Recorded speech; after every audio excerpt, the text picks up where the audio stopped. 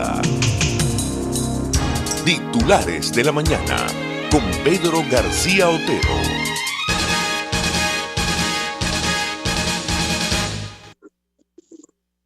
Muy buenos días, hoy es 29 de enero de 2020 y aunque les parezca un poco extraño, voy a abrir con la siguiente noticia. Maduro, que le parezca extraño porque quizás no es la noticia que ustedes pensaban que es la más importante del día.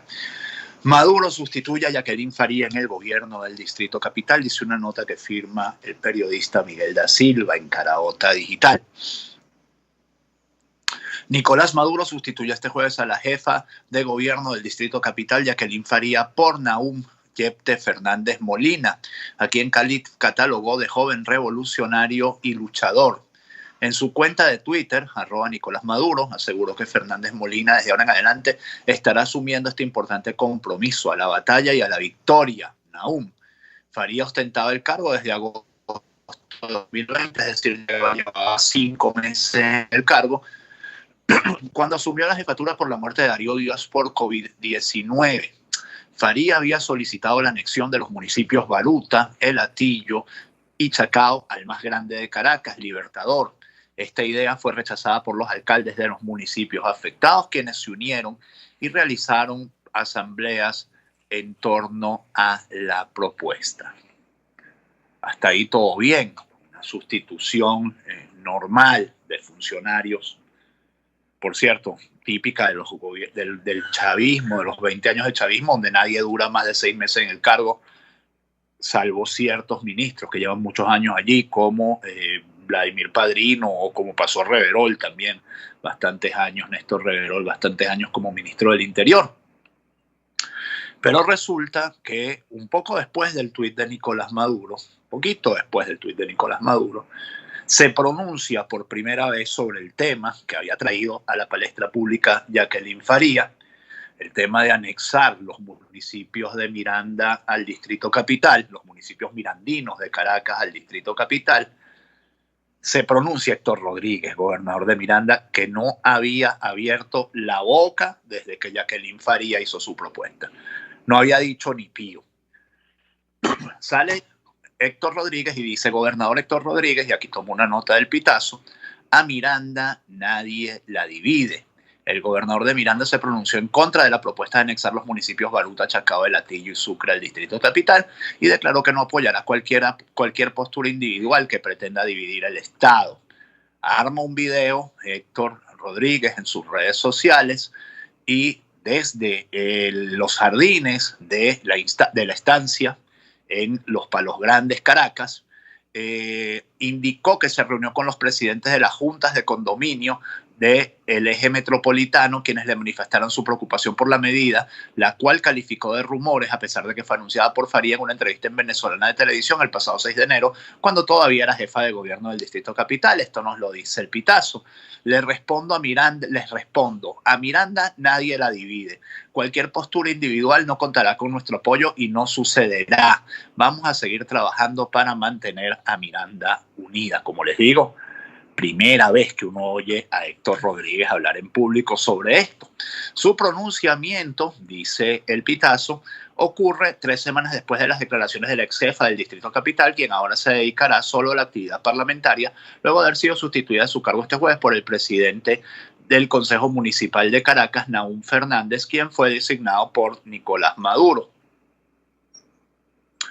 Aunque nunca hubo detalles concretos sobre la propuesta de incorporar los municipios mirandinos al Distrito Capital, el anuncio causó revuelo entre sus habitantes y que pertenecen al área metropolitana de Caracas. Además, los alcaldes de Chacao, Gustavo Duque, del Hatillo, Elías Sayek, quienes se pronunciaron abiertamente contra la medida, igualmente otros dirigentes de Sucre, como Carlos Ocariz y el exgobernador de Miranda, Enrique Mendoza, para que ustedes vean que en todas partes se cuecen habas y no es solo la oposición la que está dividida y no es solo la oposición la que tiene problemas para mantener la unidad. Por supuesto, en el chavismo mantiene la unidad Nicolás Maduro tomando decisiones salomónicamente, picando muchachos por la mitad o sencillamente, como en este caso, pues dejando que Jacqueline Faría tenga un solo cargo en vez de los 2 que ostentaba.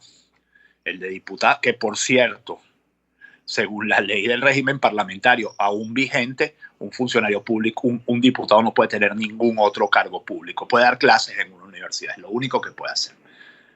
Pero hablando del mismo tema, les quiero leer un hilo de tweets de Oveiser Prada. Oveiser Prada es un periodista del diario La Nación, un periodista muy reconocido en los Andes venezolanos, en Táchira Noticias, @Táchira Noticias, y conductor de Cómo va la mañana en Ecos del Torbes, una emisora hermana venezolana, una emisora muy conocida del Táchira. Tiene el siguiente hilo Oveiser en su cuenta Twitter. Dice: con respecto al caso de la brutal arremetida de funcionarios de la FAE junto al hijo de Freddy Bernal en una feria de comida en San Cristóbal, ubicada en la avenida Los Agustinos, varias víctimas han denunciado lo sucedido el viernes 22 de enero por la noche, dice Oveiser. Según el empresario Di Gioia, estando él en un negocio con empleados presentes, los uniformados acompañados del hijo de Freddy Bernal irrumpieron agresivamente a su negocio bajo efectos del alcohol y droga, los golpearon y se lo llevaron detenidos sin razón aparente. Durante la detención, que en realidad sería un secuestro por las acciones salvajes que Di Gioia expone, fue golpeado y torturado con alcohol en los ojos y colocándole granadas en su cuerpo mientras los funcionarios se reían. Posteriormente fue liberado. Narra el empresario que el vigilante del negocio tiene las piernas fracturadas debido a que en el hecho violento se vio obligado a saltar de un segundo piso para escapar de los iracundos uniformados y del hijo del mal llamado protector Bernal. Cerca del lugar se encontraba la pediatra Laura Hurtado, quien se acercó para mediar y evitar que los funcionarios siguieran golpeando a quienes estaban en el negocio. Ella también fue brutalmente agredida con golpes sin ninguna justificación, esto dice Oveiser. La médico pediatra identificó al hijo de Bernal como su principal agresor, quien la lanzó al suelo, le golpeó el pecho y bajo amenazas que se la llevaría detenida porque a él le daba la gana, la sujetó del cuello en el pavimento intentando asfixiarla. No es la primera vez, nuevamente sigo leyendo el hilo de Oveiser, que es de unos 12 tweets, 13 tweets en realidad, 14 tweets. Dice: no es la primera vez que ocurre el cruento abuso de autoridad por parte de este grupo de FAES liderado por Bernal Hijo. En una oportunidad, en una reconocida discoteca, ingirieron licor en abundancia, luego no quisieron pagar el consumo y desataron una riña desenfundando sus armas. Otro caso sucedió en un restaurante de carnes de la avenida 19 de abril, donde un hombre tropezó con Bernal Hijo mientras iba al baño. Varios compañeros uniformados de Bernal esperaron al señor a la salida del local y lo molieron a palos. Versión de Oveiser, insisto, exponen algunos presentes que se reían en el hecho. Resultó que el hombre apaleado, casi inconsciente, resultó ser el jefe de la DGCIM del estado Mérida. Pese a que fue un alto funcionario, no hubo denuncias y al parecer el papá Bernal arregló todo para callar semejante exceso. Nuevamente la cruel arremetida se hizo presente en San Cristóbal, donde los ciudadanos azotados por la delincuencia también deben hacer frente. Bueno, esta es una opinión de él. Según informan, Freddy Bernal ordenó al fiscal superior del Táchira, asimismo ordenó, dice Oveiser Prada, abrir investigación sobre las recientes denuncias, exigiéndole al fiscal que si no hay pruebas firmes contra su hijo, habilite a abrir procedimientos por difamación contra los denunciantes. Lo dijo Bernal que lo iba a hacer. Es decir, serían las propias víctimas quienes se convertirán en victimarios por órdenes directas de un dirigente político que usurpa funciones.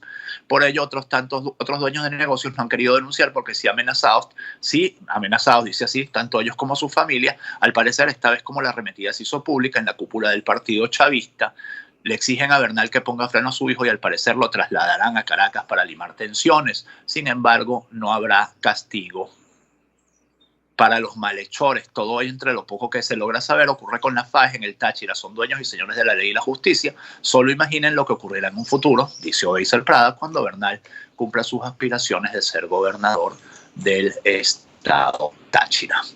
Hasta conductores, 2 notas de la madrugada de Carabota Digital, tener que lamentar nuevamente en el amanecer de este 29 de enero la situación durísima que están padeciendo nuestros vecinos, digo los vecinos de la radio, los vecinos del Paraíso, de la avenida Páez, por las balaceras. Ayer los videos de las balaceras, no era Siria, no era Irak, era Caracas, a menos de 5 kilómetros en línea del Palacio de Miraflores, donde hay semejante plomazón.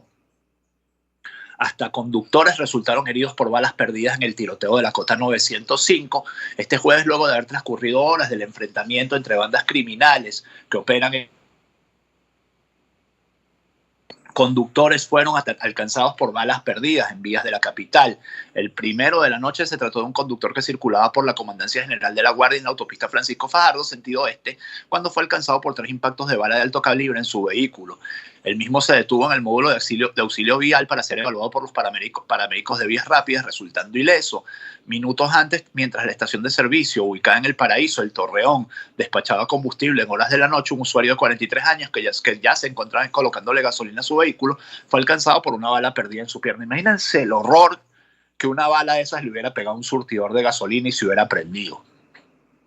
¿Qué estuviéramos contando hoy en este programa?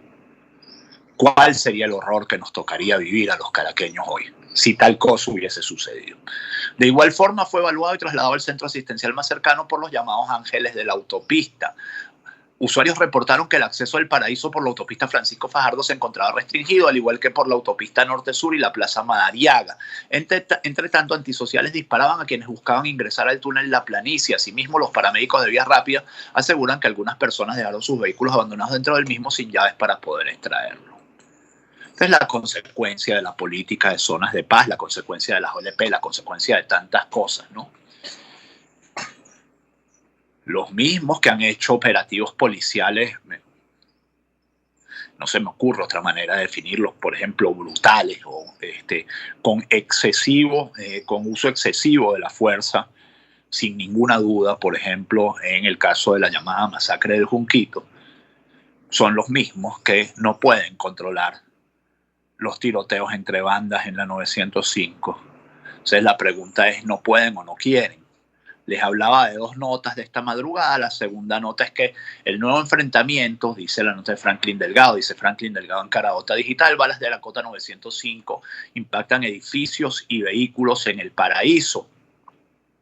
El nuevo enfrentamiento que se presentó la noche de este jueves entre bandas criminales que operan en la Cota 905 y que luego involucró a los cuerpos policiales dejó también sus repercusiones en los vecinos del sector y zonas aledañas. Esto se evidenció en los impactos de bala que recibieron edificios de la urbanización El Paraíso y La Vega.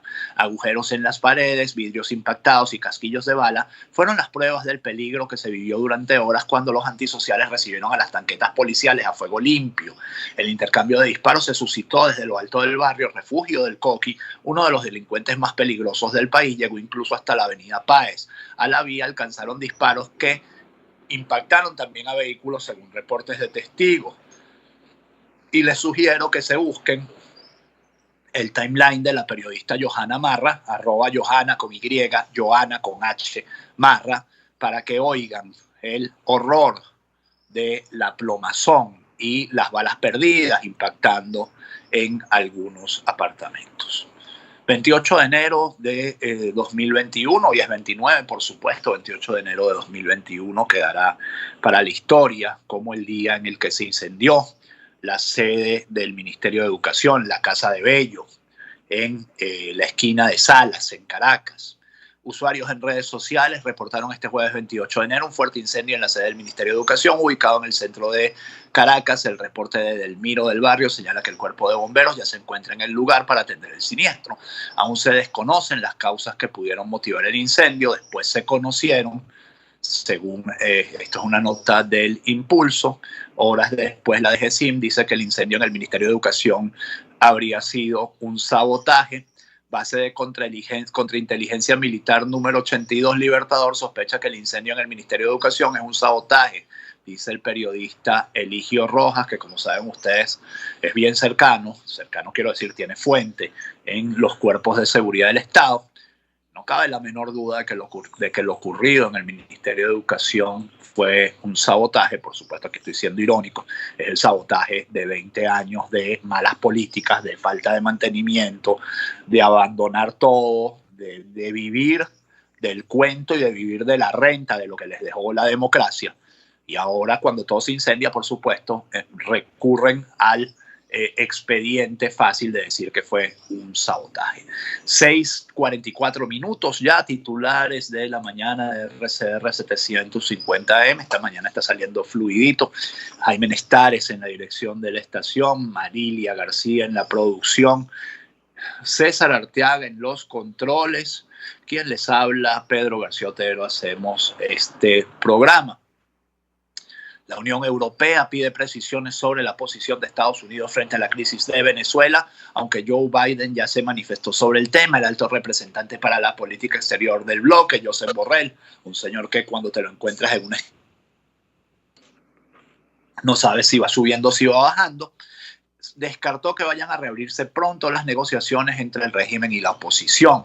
El alto representante para la política exterior de la Unión Europea, Josep Borrell, descartó que vayan a reabrirse pronto las negociaciones entre el régimen y la oposición en Venezuela, puesto que todos esperan a tener más claridad sobre la postura de la nueva administración estadounidense Joe Biden.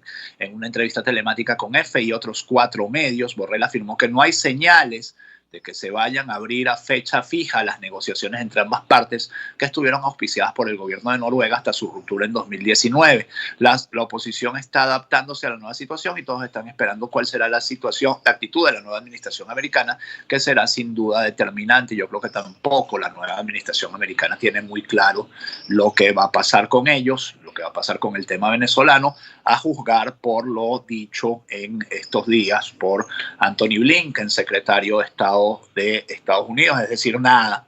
Su primera rueda de prensa no mencionó a Venezuela.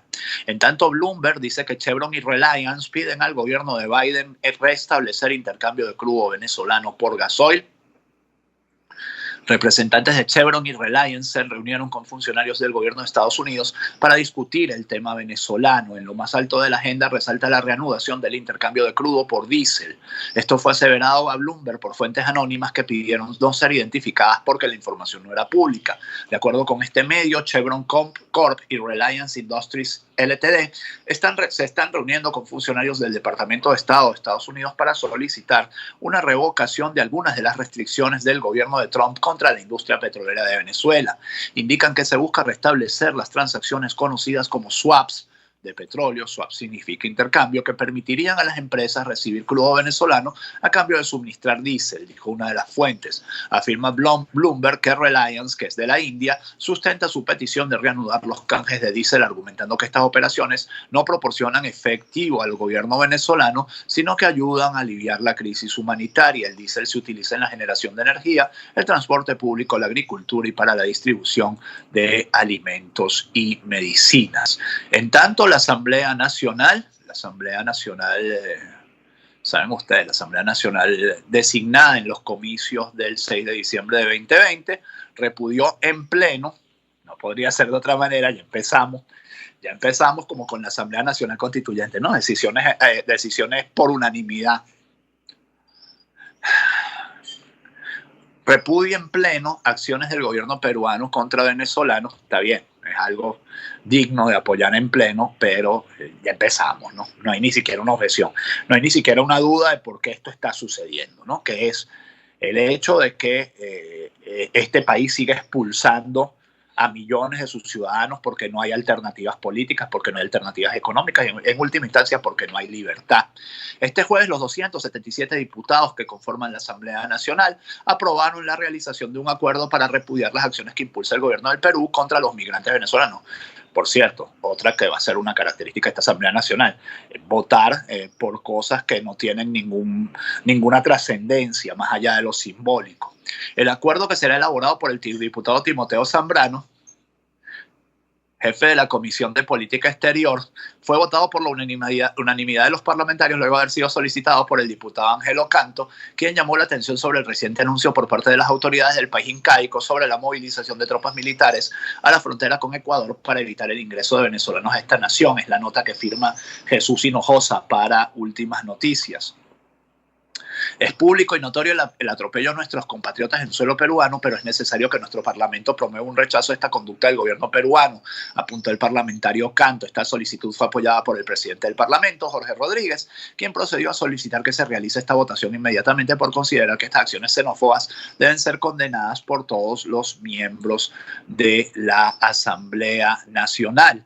En tanto, sucediendo paralelo con la decisión de la Asamblea Nacional, localizan muerto un niño venezolano al que arrastró el río Pamplonita en Cúcuta. El Clarín indica que a 500 metros de distancia desde donde desapareció, cuando jugaba con otro niño cerca del río Pamplonita, debajo del puente García Herreros, apareció sin vida un pequeño venezolano de 7 años, quien era buscado desde la tarde de este martes. Una muerte en la frontera, no necesariamente relacionada con la actividad de los migrantes. Y cuando les pregunten, cuando ustedes no sepan por qué el chavismo mandó a designar 100 diputados más, mandó a elegir, y lo de elegir hay que ponerlo entre grandes comillas, a 100 diputados más, lo van a saber cuando les lea la información a continuación. Así anunció su compromiso un sobrino de Hugo Chávez desde el Palacio Federal Legislativo.